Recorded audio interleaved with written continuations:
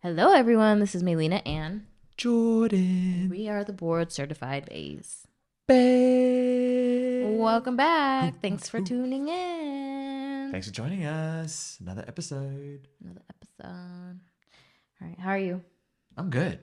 Good. I'm hype. You're hype. Always. Always. Good. I'm glad. I get to do this with my bae.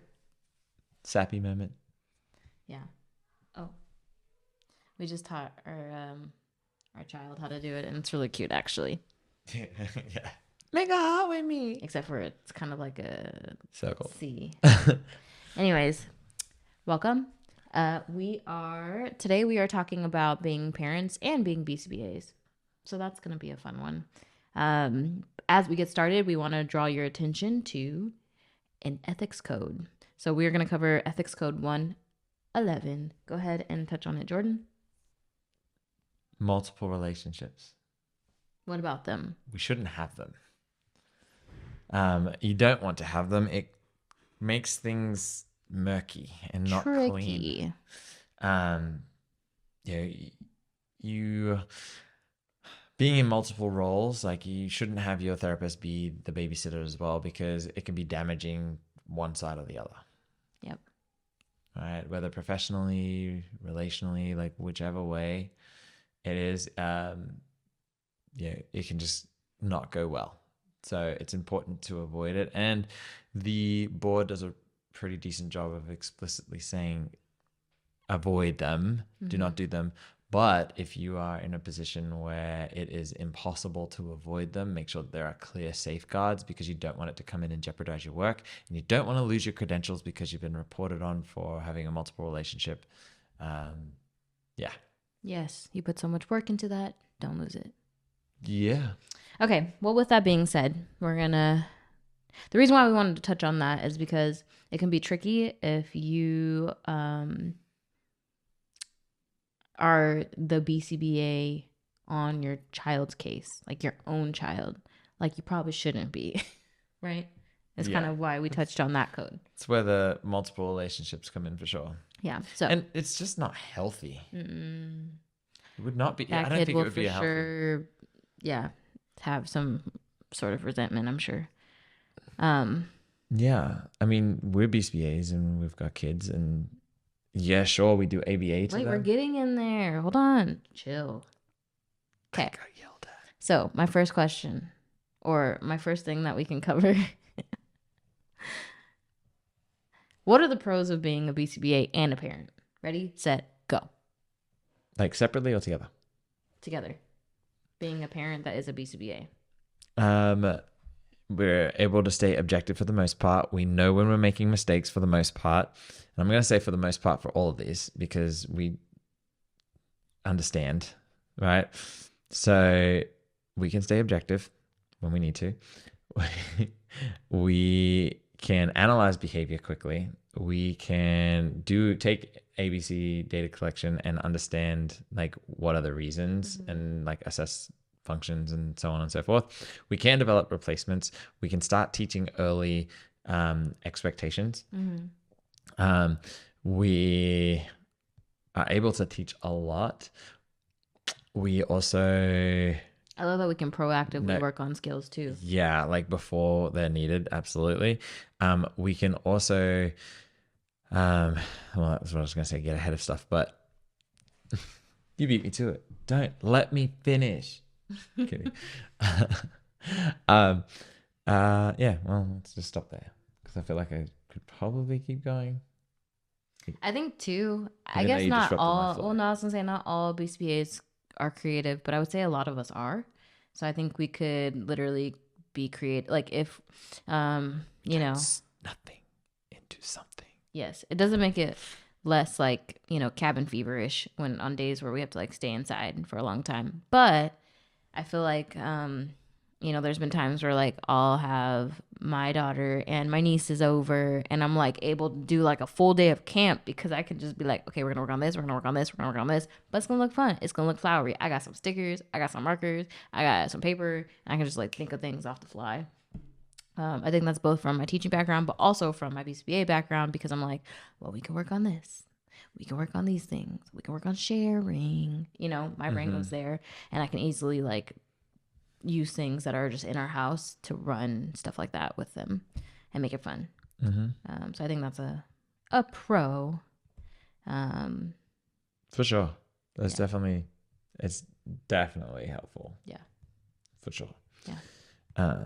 And and also to help buy gifts. Because I'm like, okay, this is what I know that they're like able to do right now. This is what they're working on. Ooh, okay, a cause and effect toy. that was going to be the other one that I said too. I'm Is it like, no, you're fine. It's okay. Cut me off. It's normal. We also have an idea of developmental markers. So while we're, parenting, we can also see like, oh, that skill is not like quite there yet, but we should probably like get that one in there. And so having that idea in the back of your mind is like, oh, also helps being a BCBA outside, because we might be able to like see, okay, like more of that developmental skills of where like some of those things start happening. Right? It's like, oh, like it was around this time. It's like, okay, I'm not working hard enough. Like I need to help here, because there is like a 6-month difference in age. And yeah, for sure. Okay, so with that, those are all the pros, but there are quite a few, or I don't know about quite a few, but there are some cons to being a parent and a BCBA. I'll take this one. I feel like we can be overcritical, and we have to be very aware, very, very, very aware. And like, it's great because we expect, I think you kind of were telling me, it's like, yeah, we expect great things. We expect a lot, but also like wanting to humbly remember, like, you know, our kid is 3 and like, let her be 3, you know? God forbid, like we would ever be so critical of her where she would need therapy or something like that. So that's always my biggest fear, is like, I don't ever want to, you know, mess up my kids in the way of like over analyzing them all the time, because we're not meant to do that. It's not healthy. Again, dual relationships, there's a reason for not doing that. So I feel like I always have to really pull myself back and not overdo the expectations. Yeah. What about you? No, I think that's probably the biggest one, is like having unrealistic expectations for the age. Right. Especially because we can look and be like, you know, our kiddo's so advanced and doing this and that. Like, why aren't they doing more? Like, not treating them as their age. Such a big deal. I also think that one of the downsides is that we may take on more battles than we need to. Just kidding. I'm speaking specifically between the hours of 7:45 and 8 o'clock. Yeah, well. I'm like, did you have to follow through in that moment? Or did you have to place that, you know, instruction in that moment? Yes, I did. But it's not just you, it's me too. So it's okay. It is. But you just tend to okay, whatever. Be a little bit more what's the word? Settle down. Hard-headed? No, I don't know. Settle down. Okay. But yes, we can pick the wrong battles. Right. I think that's probably the biggest one that I'd add to it. But it's even worse that we're both behavior analysts, because sometimes we disagree on the battles that were chosen. Yeah. And I think, you know, a downside but a playful side at the same time is like, you shouldn't have done that, because or the reverse. Or the reverse, where I'm like, you should have taken that on, but you didn't. You can't have it both ways. I take on too much. I'm not taking on enough. But I'm sure you think the same thing of me. So sometimes. Don't act like you don't. No, you're perfect. And now lightning's about to come through this roof. No. It's okay. Get my heart we got rate. this. We got this. Just even talking, it's not. It's at 76. But I'm like, even talking about this, I feel like I'm like, yeah. Want to fight? No, just like, it's so hard being a parent in general. I think I also, con is like, I think no one thinks this besides us, I think. My close people let me know, but like when we go to family gatherings, when we go to friend gatherings, and if like my kid's acting her age and having a hard time because it's almost time for bed, I'm like, oh my gosh, they probably are like, this girl don't even know what she's doing because her kid out here behaving. First of all, acting like a typical 3-year-old. So that's the thing. It's like, it's just so hard for me because I'm like, they know that I'm a behaviorist and my kid is having a behavior because she's 3. But for me, I'm like, Well, she's a fresh 3. She was 2. I know. And she's amazing. Girl, you're amazing. We love you so much. But yeah. So I just yeah. It's just so interesting. Like it's just that part too. If you also being critical of yourself and not That's just true. Really, I'm the problem. I am not saying anything. But that's another con, I think, to being a BCBA and a parent. Yeah, I like there are good and bad things. I think overall understanding behavior is a pro. For sure. Mm-hmm. It's a good thing. Again, doesn't always make it easier. Doesn't make it easier, but it does help. Mm-hmm. Okay, with this last, sorry, I have a question. Did I cut you off? Like I said, it's normal. Oh my gosh. Now, my question for you is, although we have this credential, do you feel like we could still benefit from parent coaching? Yeah, I think anybody could. I think it's the slap in the face that you might need. Like not like in the metaphorical sense, of course. Because yes, we know it all. Yes, we can do it all. I wouldn't say all. But sure, no, not all. I just like, yeah, I just mean like we know a lot about behavior. We know a lot of what we should be doing. We know a lot of what can be done. We know a lot about what it can look like. But that doesn't mean that we implement every aspect or the right pieces, right? That doesn't mean that we're doing our component analysis. It doesn't mean that we're doing our parametric analysis, right?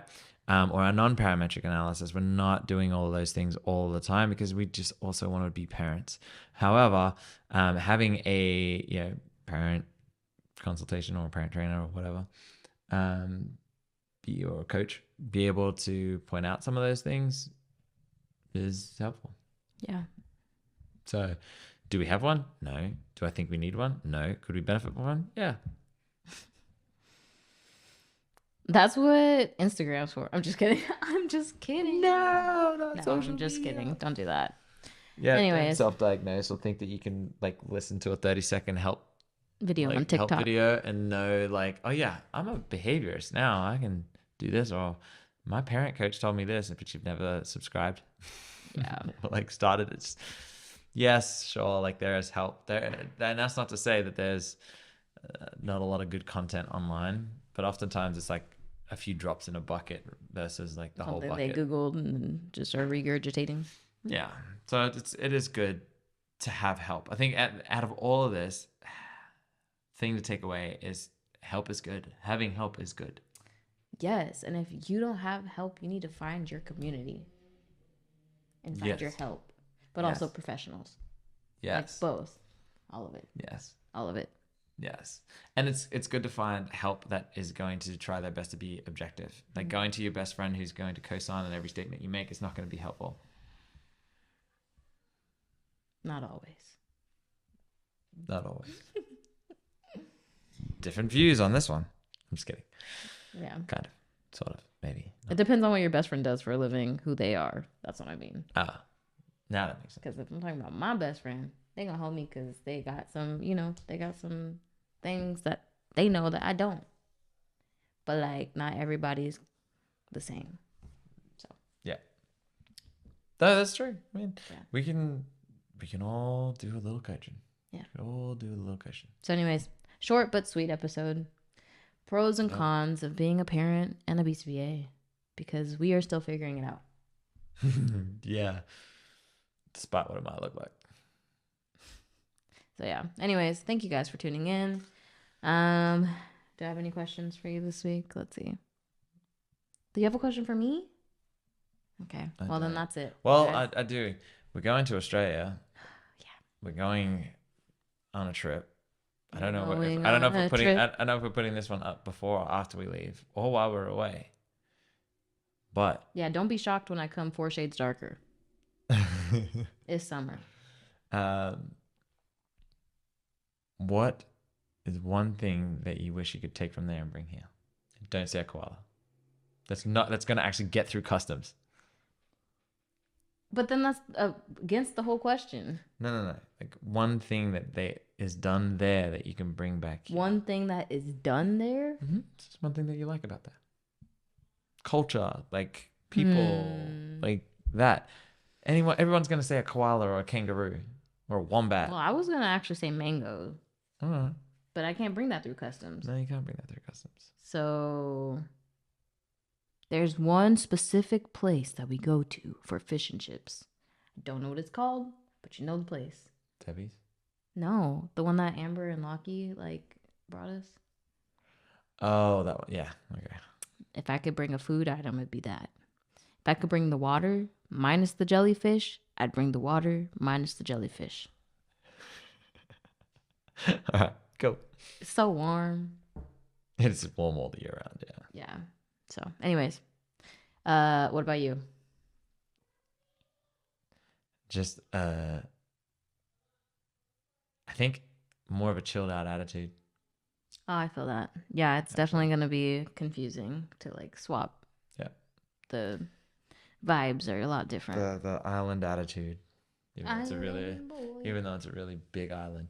But and in the middle, it don't feel very islandy. Yeah, but yeah, just that relaxed attitude of.